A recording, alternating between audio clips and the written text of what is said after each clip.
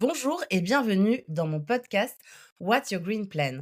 L'objectif de ce podcast est de créer un espace de discussion autour de la durabilité en explorant comment des leaders d'opinion, entrepreneurs, freelance, solopreneurs et citoyens engagés comme vous perçoivent et intègrent la durabilité dans leur quotidien professionnel et personnel. Aujourd'hui, j'ai la chance et l'honneur d'accueillir Emmanuel Tonnel. Emmanuel, est-ce que tu peux nous raconter un petit peu ton parcours? Merci Alexia de m'accueillir dans ton podcast. Je suis ravie de faire partie de l'aventure. Mon parcours. Alors moi, je suis vraiment une femme des médias. J'y suis entrée par hasard et j'y suis restée par passion. Plus de 20 ans et je suis allée dans des très belles maisons. Je suis allée dans le groupe Amaury. C'est Le Parisien, L'Équipe, le Tour de France.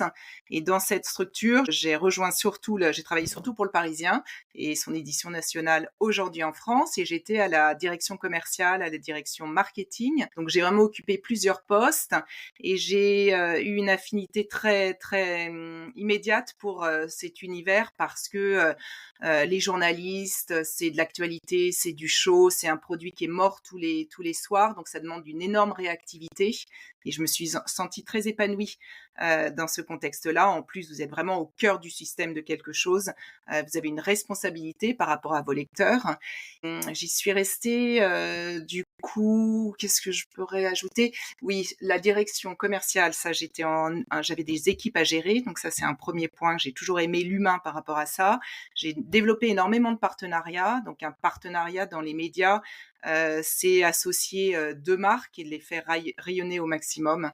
Et ça, j'ai eu aussi bien des partenariats événementiels, des partenariats culturels, des partenariats sportifs. Donc ça m'a amenée à rencontrer beaucoup de personnes et à comprendre des évolutions dans les styles de consommation, dans le rapport à la société justement. Et ça, on en reparlera un petit peu plus tard. Et en 2015, LVMH, qui a les Échos dans son les Échos appartiennent à LVMH, ont racheté Le Parisien.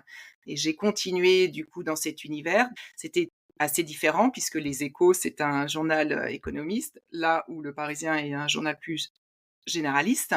Et je me suis épanouie en tant que directrice marque, influence et partenariat au sein de la direction de la communication et de la stratégie. Donc là, j'ai rajouté une nouvelle corde à mon arc en ayant vraiment l'ensemble de la connaissance d'une direction de communication dans un média, ce qui est un enjeu très fort, bien évidemment, pour faire vivre ces titres. Superbe, quel parcours! Merci. Et depuis, donc là, c'était vraiment une phase très média, très salariat. Et depuis 2 ans, j'ai complètement changé de boutique et je m'entraîne et je m'exerce à l'entrepreneuriat. C'est quelque chose qui m'avait toujours tenté, même si j'étais très épanouie dans le salariat.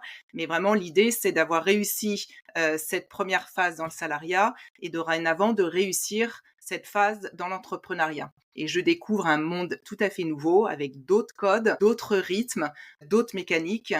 Et je m'entraîne à ça et je suis assez excitée du projet. Et je suis très contente de pouvoir partager cette expérience avec des entrepreneurs parce que c'est une autre langue. Voilà. Donc, je voudrais être bilingue entrepreneur comme j'ai été bilingue salarié.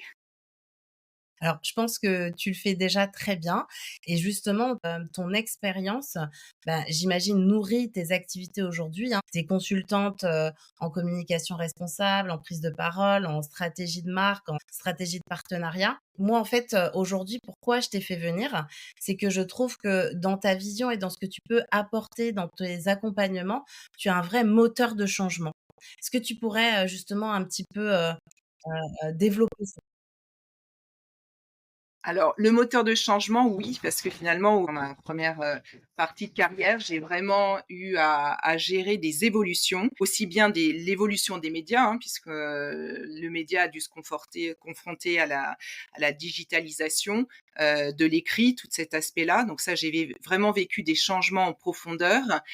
Et là où j'ai envie de témoigner aussi lors de ce podcast, c'est que j'ai eu, enfin la chance, je sais pas, je suis tombée au bon moment puisque le groupe, Les Échos, Le Parisien ont pris conscience pendant que j'étais en poste de l'accélération, de la responsabilité d'un groupe de presse vers plus d'engagement responsable. Donc j'ai vécu la bascule, d'un groupe de presse qui, de par, ses articles, sentait qu'il se passait quelque chose et qui s'est mis dans la situation de faire aussi bouger le groupe pour plus d'engagement et plus de responsabilité, sociétales, écologiques et autres. Et j'ai travaillé notamment sur la raison d'être du groupe, sur la mission, sur toutes ces choses-là. Donc j'ai vu comment il fallait s'y prendre. J'ai vu à quel point, si on n'intégrait pas et on n'impliquait pas les salariés, ça servait à rien d'aller dans un projet comme ça.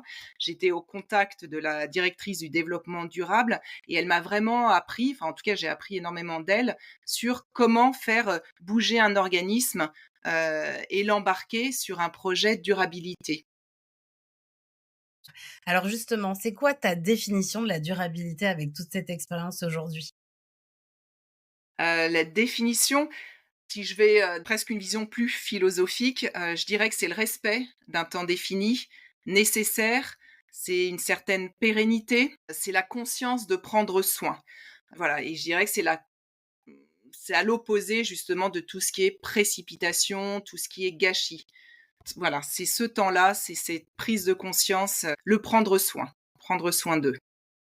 J'adore poser cette question parce que tout le monde a des réponses différentes, qui, émanent de, son expérience. Donc, j'adore la tienne, qui est très touchante en plus. C'était quoi un petit peu ton rapport à la durabilité tout au long de ta vie? Est-ce qu'il y a un moment où tu as eu un déclic?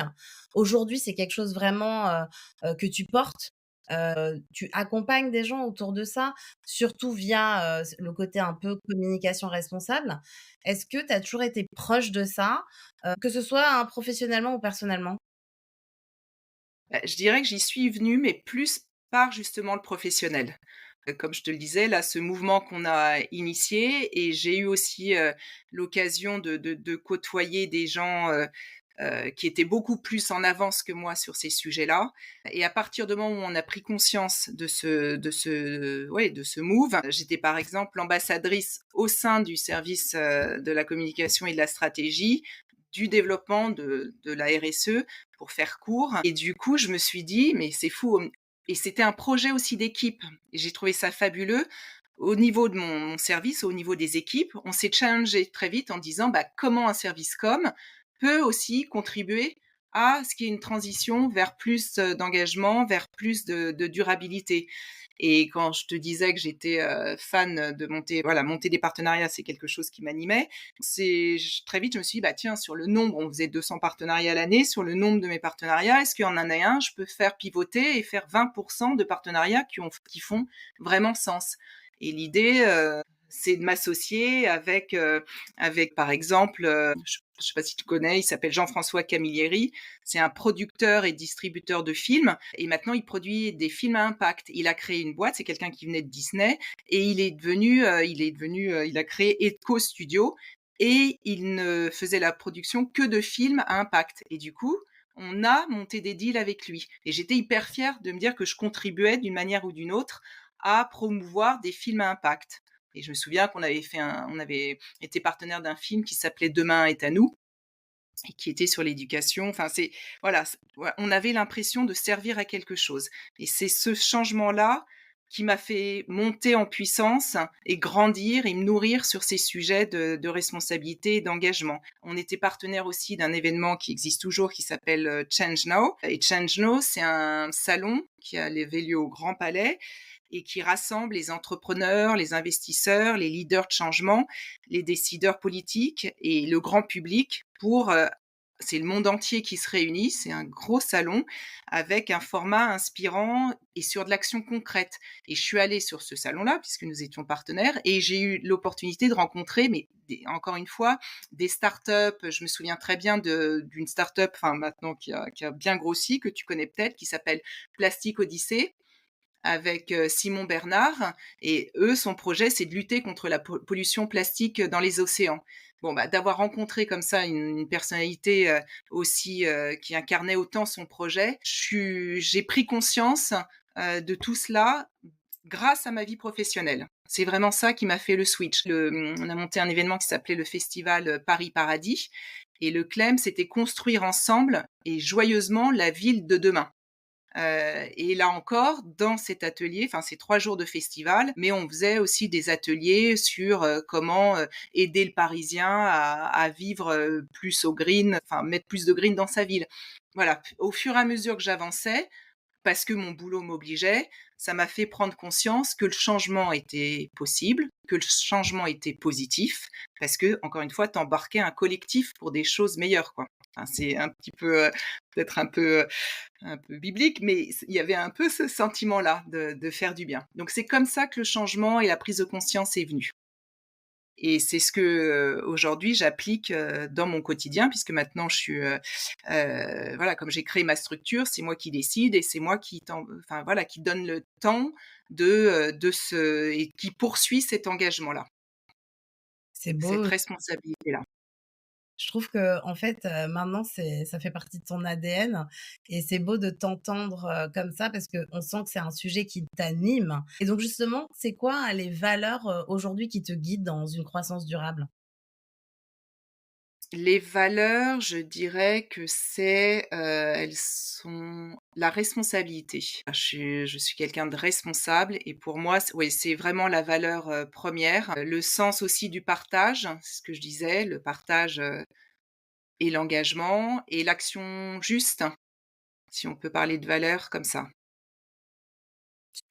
Ici, on essaye de donner des exemples d'actions concrètes pour justement aider, les entreprises, ou, ben, les citoyens à intégrer plus de durabilité. Est-ce que tu pourrais nous donner 3 exemples, forts, hein, qui pour toi t'ont marqué, d'entreprises qui ont intégré la durabilité, dans, leur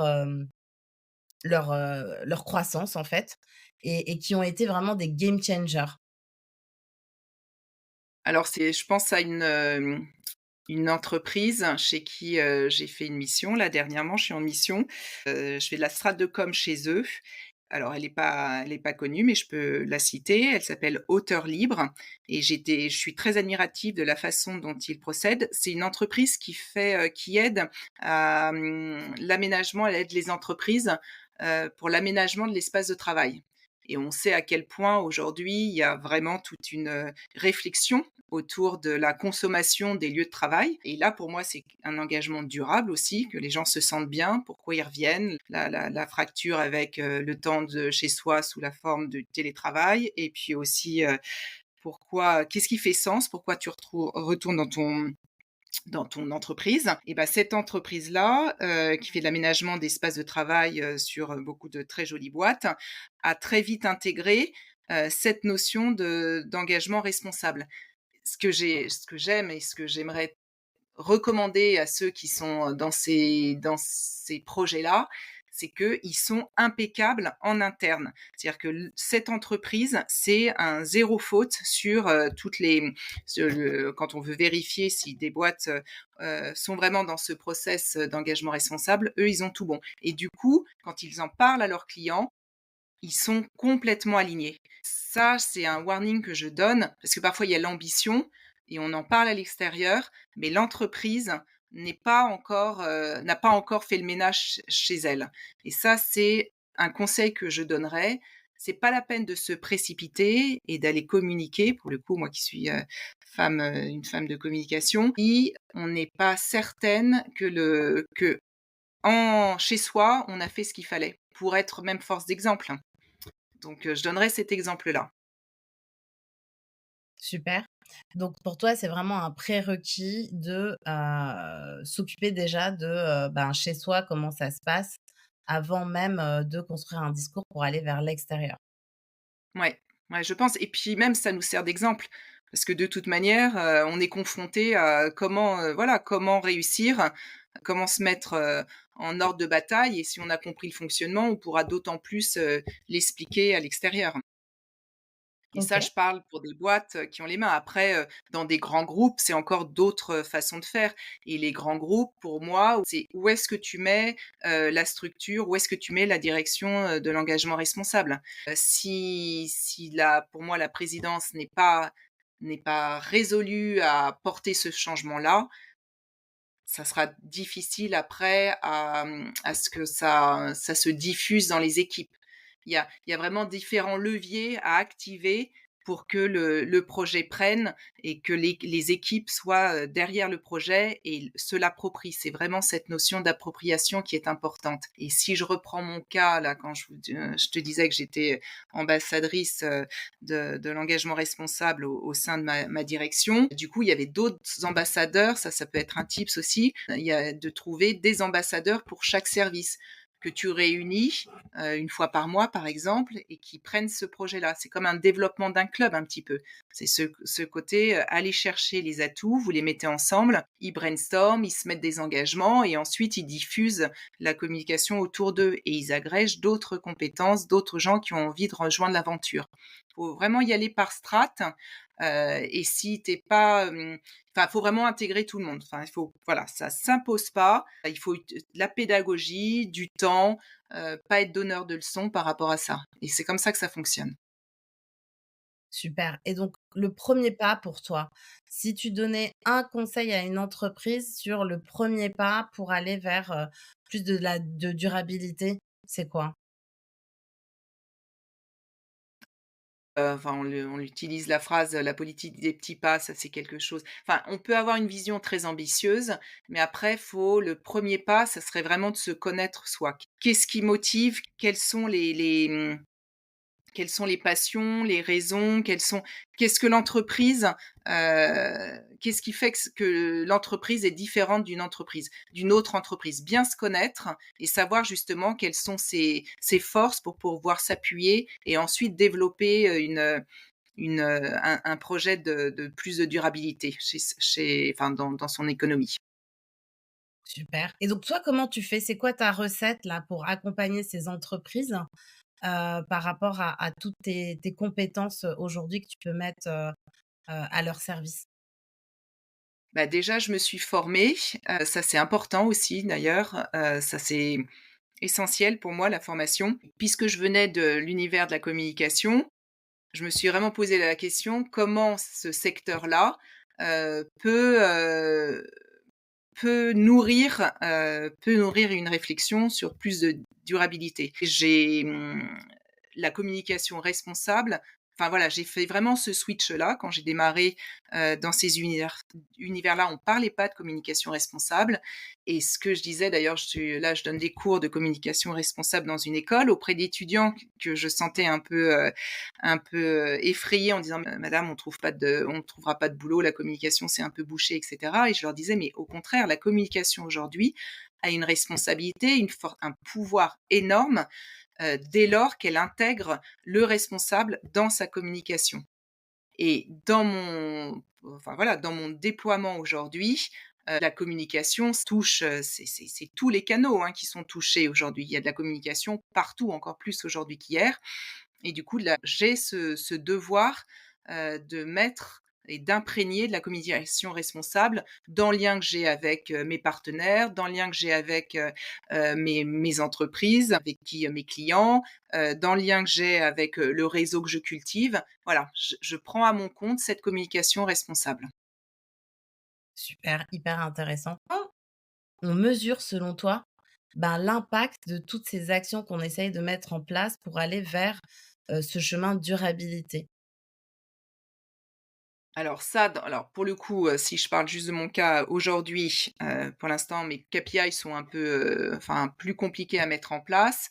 En revanche, dans des grands groupes, enfin c'est vraiment une démarche, de contrôle. Il faut mettre en place des KPI pour, justement donner un avant, un milieu, enfin la progression du projet. Parce que c'est vraiment un projet, à développer. Donc, des KPI, bah, je vous dis, je disais dans un service,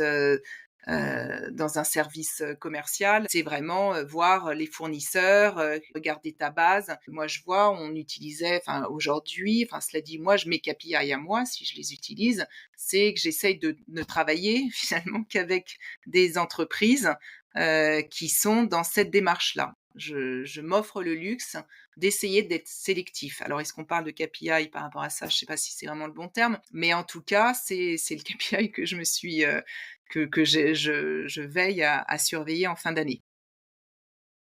Super. Par rapport aux défis, parce que, on parle de durabilité, mais il y a quand même pas mal de personnes qui sont réfractaires à ça. Quelquefois, c'est difficile justement d'identifier, les actions que tu pourrais faire qui auraient le plus d'impact.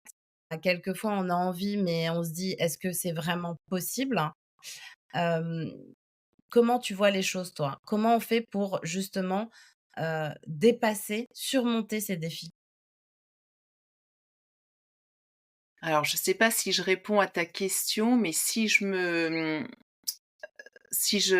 vois comment moi j'ai avancé, je dirais, tu vois, sur les 17 objectifs du développement durable, par exemple, je suis partie de ça en me disant, sur lequel j'ai envie de parce que c'est tellement vaste ces sujets-là qu'on peut se perdre en chemin. Donc moi, je me suis appuyée sur, celui sur l'enseignement, l'éducation de qualité, ce qui est un des objectifs à atteindre. Et l'éducation de qualité, pour moi, c'est aussi la formation. Donc, c'est me former moi-même et c'est à chaque fois que je peux, et enfin, auprès des clients que je cherche ou du secteur que j'attaque, c'est d'aller voir ceux qui répondent à cette volonté d'être sur de l'éducation qualifiée. Et par exemple, un des secteurs que je travaille énormément à mon compte, c'est tout ce qui est enseignement supérieur. Parce que j'estime que là, enfin, c'est quelque chose qui me parle et si la nouvelle génération n'est pas dans ce projet-là, voilà, je suis moins à ma place. Donc je suis sélective dans le secteur sur lequel j'interviens et notamment ce secteur, c'est l'enseignement supérieur. Tu vois, Hyper je sais, intéressant. tu vois ce que je veux dire? Voilà. Mais ça, d'autres réagiront sur d'autres leviers. En tout cas, moi, ça me parle et je sais que je serai encore plus puissante si je vais sur un secteur qui fait sens et en l'occurrence qui répond à un des engagements de l'ODD. Super intéressant parce que justement, en grosse marketing durable, on part de ça, on part des ODD et on construit ensuite un peu, notre plan de durabilité donc génial que tu l'évoques. Alors, tu parlais d'enseignement supérieur justement. Quelles sont les tendances selon toi par rapport à ces sujets? Est-ce que, ça a une grande importance dans le parcours? Est-ce qu'on est dans quelque chose où on doit sensibiliser? Est-ce qu'on est en train de former des personnes à avoir, ben, des métiers là-dedans? Qu'est-ce que tu sens? C'est quoi, tes impressions aujourd'hui?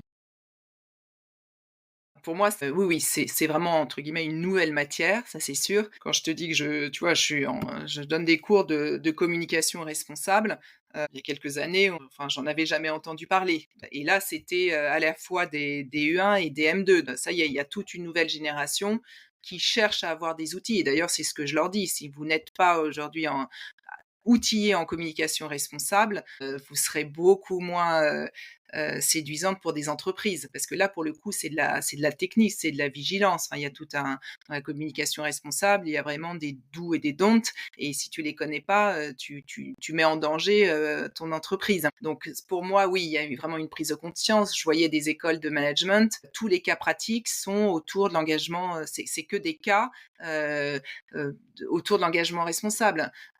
Ça fait un peu mais à mon époque, la fresque du climat, l'atelier de 2 tonnes, ça, ce sont des choses très concrètes qui sont proposées dans des écoles et c'est ce que je disais à des étudiants. Aujourd'hui, les fresques, les entreprises achètent, une formation de fresques du climat.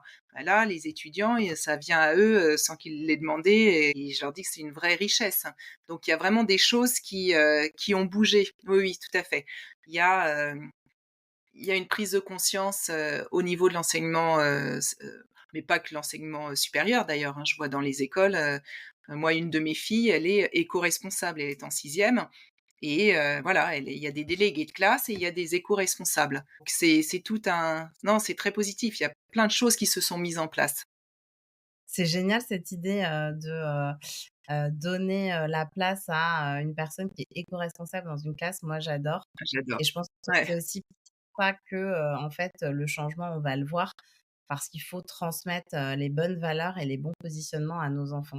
Hyper intéressant. Maintenant, donc là, on était un peu dans les défis. On voit qu'il y a plein de choses qui changent et ça, c'est hyper positif. Maintenant, les opportunités, puisque moi, je vois et je continuerai à le dire, la durabilité comme un monde d'opportunités, un monde de possibles. Moi, c'est vraiment, avoir pris ce chemin et être dedans, ça m'a rendue beaucoup plus puissante et beaucoup plus libre. Qu'est-ce que tu penses de ça? Pour toi, quelles sont les opportunités, aujourd'hui par rapport à la durabilité?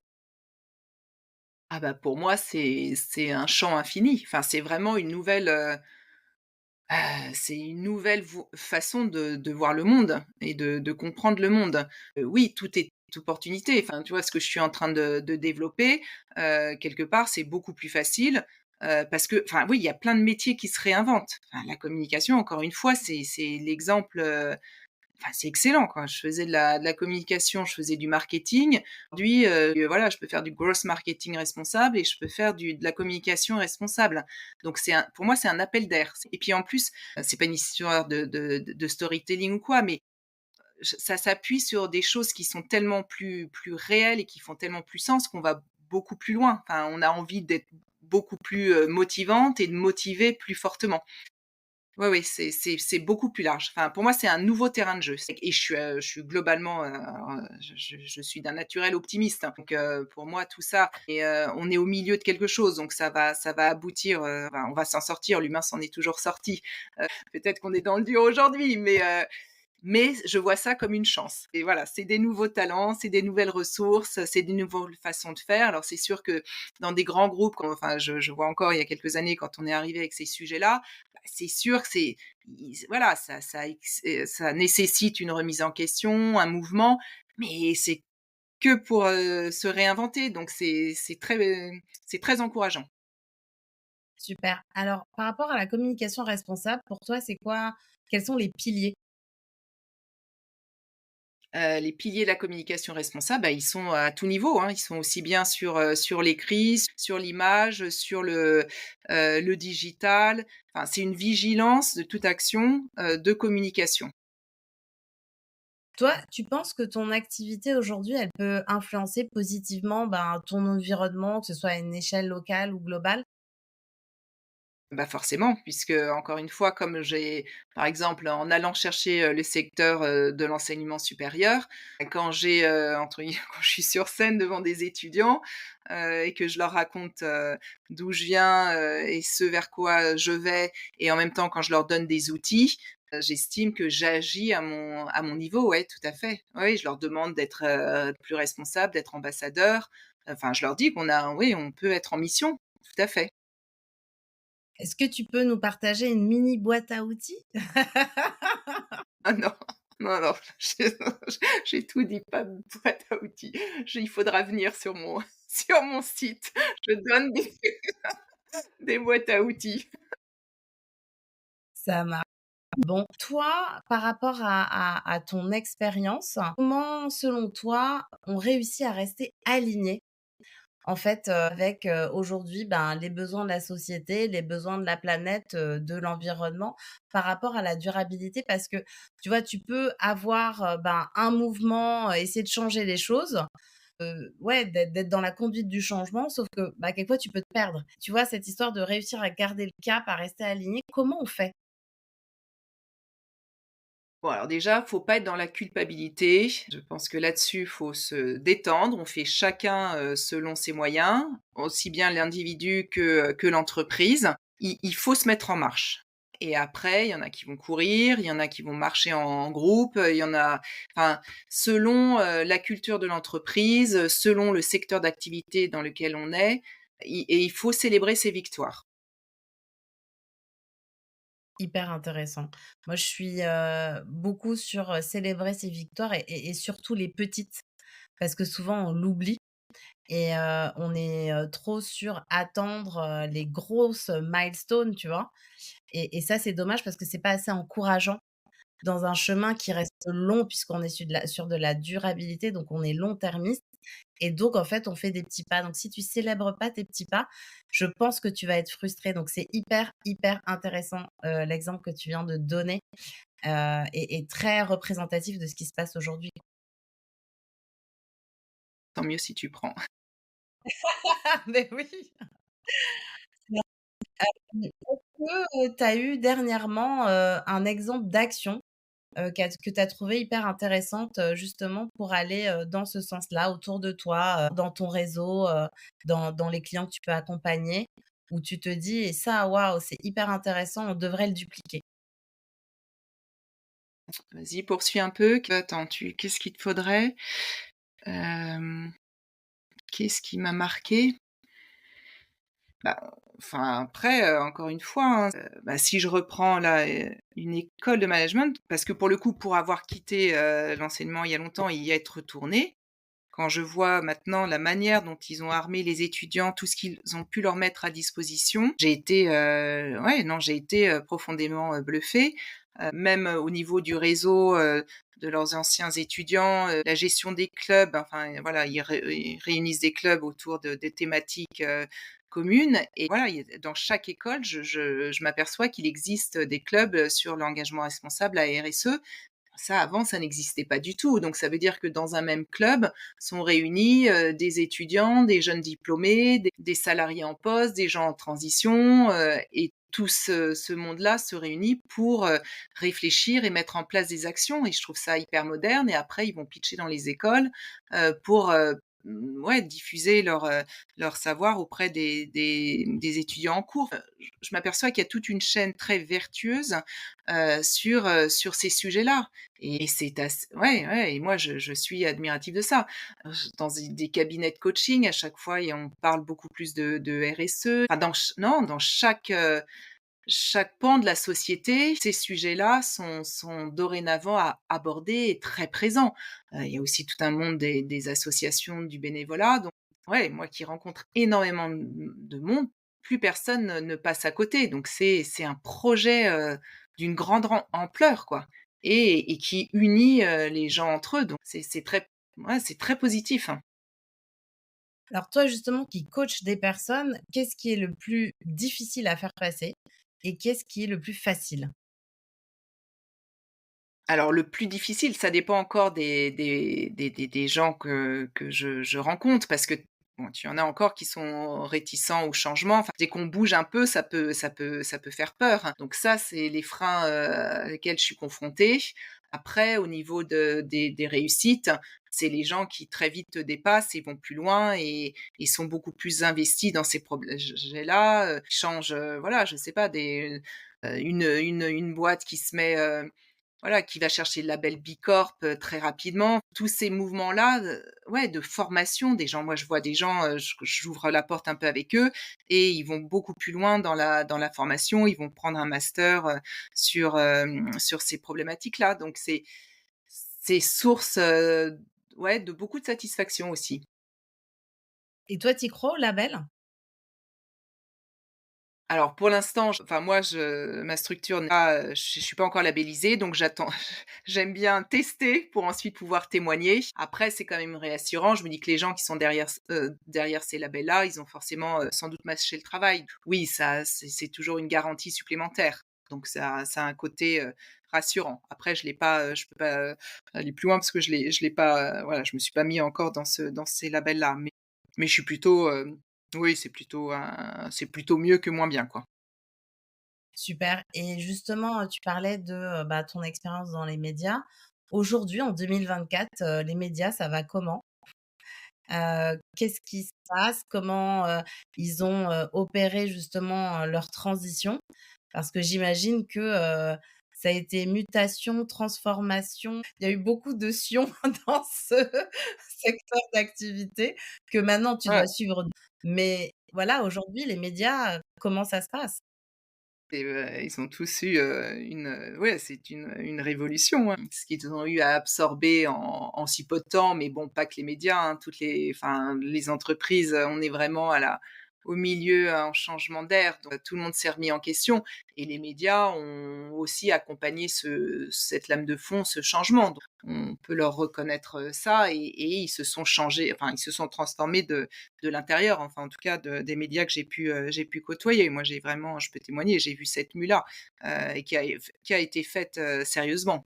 Non, non, on peut aussi, les observer de l'intérieur et voir comment enfin, je vois, quand je travaillais au Parisien, il y avait une page, un site, tout non, il y a eu des preuves, tangibles, qu'ils prenaient conscience des attentes, de leurs lecteurs et ils se sont mis aussi en ordre de marche par rapport à ça, hein. Ça a été, donnant-donnant en quelque sorte, hein. Chacun s'est nourri, de l'autre. Donc ça, c'est positif et c'est comme ça que moi je j'œuvre et je dirais que je suis dans une, j'essaie de mettre à ma propre sauce, le principe de l'économie circulaire. Je trouve que dans ce que je fais, je suis vraiment quand j'ai étudié ce principe-là, je dis: «Bah, ouais, moi je suis vraiment, je suis un exemple d'économie circulaire» puisque un client me nourrit, j'apprends de ce qu'il m'a appris, je le transfère à un autre et j'adore ce côté, on monte tous en compétences, d'une manière ou d'une autre et il y a pas de gâchis. Je réutilise à chaque fois ce que j'ai pu,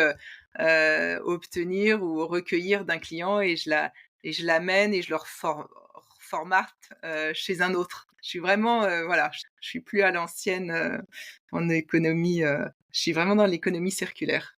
C'est assez étonnant. J'adore cette image. Maintenant, comme on essaye d'inspirer un petit peu dans ce podcast, est-ce que tu as Ouais. lu dernièrement ou tu as, écouté quelque chose qui t'a marqué, que tu as envie de partager aujourd'hui, qui a résonné en toi et tu t'es dit: «Waouh, tout le monde devrait le lire ou tout le monde devrait l'entendre ou tout le monde devrait le voir»? Ouh là, alors à ce point-là, tout le monde, je ne sais pas. Là, mon sujet du moment, alors j'ai 2 sujets. Je dirais que j'ai le sujet alors j'écoute un podcast, qui s'appelle, Au cœur de l'histoire parce que je trouve qu'on vit, une période, politiquement assez trouble et cetera. Donc j'aime bien un peu me repencher sur ce qui s'est passé avant parce que je trouve que c'est l'histoire est un éternel recommencement. Donc voilà, ça c'est un podcast qui me fait plaisir et qui s'appelle Au cœur de l'histoire. Et sinon, mon dernier coup de cœur, je ne sais pas si tu le connais peut-être, c'est, Albert, Moukébert qui, c'est un, psychologue et il a énormément de neurosciences et voilà et je le suis parce que finalement pour engager le changement, quoi mieux que de comprendre ce qui se passe dans son cerveau et notamment au niveau du cognitif et des neurosciences pour, bah, justement réinitialiser un peu, des schémas de pensée, qui sont ancrés depuis des années. Je le suis, enfin je vous encourage à aller le voir en conférence, il est très stimulant et ce qui se passe au niveau de notre cerveau là, dans notre petite, qui est quelque chose qu'on connaît si peu, parce que ça fait à peine, 100 ans, hein, qu'on travaille le cerveau alors que d'autres, choses autour de la médecine ou d'autres, enfin les arts et cetera, c'est depuis l'Antiquité. Là, c'est un temps très bref, donc on n'y connaît pas grand-chose et je pense aussi que on peut faire le parallèle avec, tous ces sujets de durabilité qui sont mis sur la table depuis si peu de temps. Je trouve que ça avance un peu en parallèle et ce qu'on arrive à faire et à transformer dans le cerveau, ça peut être aussi enfin, je ne sais pas si d'autres sont d'accord avec moi, mais ça peut, s'appliquer à à ces sujets de durabilité. Voilà, on a une méconnaissance du cerveau comme aujourd'hui on a quand même une méconnaissance bah, de ce nouveau sujet qui est la durabilité, comment arriver à plus de durabilité dans notre monde, quoi. Alors justement, maintenant, durabilité, c'est pas seulement, par rapport à l'environnement, mais c'est aussi réussir à durer soi et à pas se perdre et donc je pose toujours cette question autour de ce que j'appelle moi cultiver son écologie intérieure. Comment toi, en tant que femme, entrepreneur, mère de 4 enfants, tu arrives à, avoir cet équilibre, avoir toujours la pêche, le sourire, l'énergie, à pas te plaindre et ben, à rester, alignée, tu vois? C'est quoi ta recette? Comment tu fais? À chacun sa recette, je me rends compte, épisode après épisode. C'est quoi la tienne? Les petits ingrédients magiques, faut vraiment nous donner les petits ingrédients magiques, tu vois? Qui font que tu as un si beau succès. Alors, qu'est-ce que je dirais en ingrédients magiques? Alors moi, j'ai souvent, utilisé l'image du trépied de vacher. Le trépied, c'est ce fameux petit tabouret qui est pour le coup, qui existe depuis l'Antiquité, qui arrive à tenir debout même sur un sol, meuble et j'aime bien cette image et les 3 pieds du trépied, moi je les ai personnalisés et j'ai, mon trépied avec mon moi intérieur, j'ai mon trépied, sur, ma vie, sentimentale, familiale et amicale et j'ai mon trépied pour ma vie professionnelle. Et tant que ces 3 petits morceaux de bois sont à la même hauteur, je sais que je suis bien, il y a pas de sujet. Alors que si l'un prend, trop de place par rapport aux autres, voilà, ça se déstabilise et du coup ça appelle à la vigilance. Et là, moi, mes trucs pour me ouais, pour rester, effectivement dans cette énergie que j'aime tant, moi je m'échappe, souvent. Je suis une fan de la montagne, enfin souvent, non, pas si souvent que ça, mais voilà, je une nuit en refuge, à -12 en altitude, en haute montagne, c'est quelque chose qui me ressource vraiment parce que là, vous êtes, plus que vous-même face à l'immensité et du coup, vous revenez, vous vous dites que vous pouvez repartir, parce que vous avez réussi à faire quelque chose là-haut, donc ça vous fait du bien. Donc ça, c'est un gros kiff, que je recommande à beaucoup. Alors chacun à son niveau, hein, c'est pas forcément, ça qui vous convient, mais il vous faut trouver cet échappatoire et même si, vous y partez pas tous les week-ends, bah, au moins, vous pouvez vous projeter en vous disant: «Ah mais il y a quelque temps, j'étais là-haut» et vous retrouvez les sensations que vous avez ressenties, en tout cas pour moi en haut de la montagne, quoi. Voilà, et plus l'équilibre entre les 3 pieds du trépied, ça c'est essentiel. Ça a toujours été mon leitmotiv et si je quand je le respecte pas, enfin les rares fois où je l'ai pas respecté, je l'ai payé cash, donc je suis très vigilante là-dessus. Et comment tu as la petite sonnette d'alarme qui te dit: «Ouh là, le trépied, il est plus, à l'équilibre»? Je me connais, non, non, ça je m'observe pas mal, là-dessus. Les signaux faibles, faut vraiment être, faut pas jouer. Dès que vous sentez les signaux faibles s'activer, l'expérience faisant, et hop, tout de suite, on réagit. On rééquilibre le trépied qui est plus, voilà, on remet un peu d'énergie sur l'un des 3 pieds. Mais non, franchement, ça marche hyper bien. Et puis la lecture, ça c'est aussi, Charles Pépin qui a écrit un bouquin qui s'appelle La joie, sur la joie, donc ça c'est super. Ouais, il faut aller chercher des livres aussi inspirants. Ça c'est quelque chose qui est très ressourçant aussi. Bah, tu vois, moi, quand je lis, j'ai l'impression, qu'on me fait un massage. Ah oui, ça m'étonne pas. Ouais, je suis d'accord. Ouais et puis ça c'est facile. Bon, écoute, merci. Maintenant, comment on peut te retrouver? Et est-ce que, tu, as, actuellement je sais que tu fais des conférences, que, tu fais des ateliers. Est-ce que, tu as, dernièrement, quelque chose que tu vas organiser, que tu, as envie de mettre en avant aujourd'hui? Ah bah, alors comment on me retrouve? Bah, c'est assez classique, hein. Je pense comme on te retrouve toi, Alexia, LinkedIn est un canal qui fonctionne bien, donc ça, je vous recommande, Emmanuel Tonnel sur LinkedIn avec ma page, Tonnel Communication. Donc ça, c'est les 2 moyens. Moi, je suis toujours partante pour, rencontrer, donc n'hésitez pas à me solliciter parce que moi les belles rencontres, c'est quand même les aussi les beaux cadeaux de la vie. Donc je suis très curieuse de l'autre. En termes d'actualité, les 11 et 12 février, j'anime une formation sur la prise de parole, la communication et le leadership, communication responsable et leadership. Donc c'est une formule, c'est sur 2 jours dans un magnifique cadre, c'est dans Paris et on est à 2 à animer avec mon homologue Antoine Mouret qui est truculent comme personne et franchement, l'idée, c'est à la fois, de vous faire cranter sur la prise de parole en situation aussi bien pour des entrepreneurs qui doivent faire des appels à, aller voir, des fonds ou quoi que ce soit, que, des salariés qui montent en compétences, qui récupèrent un service ou, des dirigeants. Enfin voilà, c'est un public large.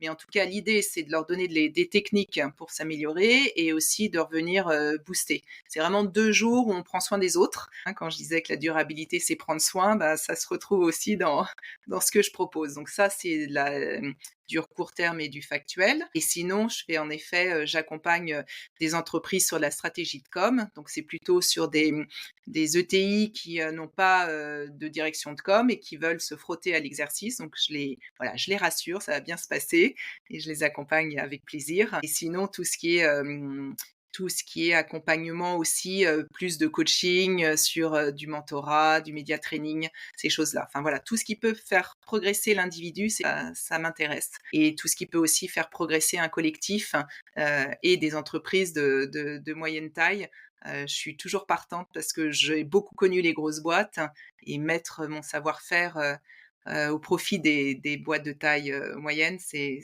quelque chose de très intéressant parce qu'on touche à toutes les activités. Super, écoute, ben, si, quelqu'un fait un prochain TEDx, vous pouvez appeler Emmanuel Tonnel.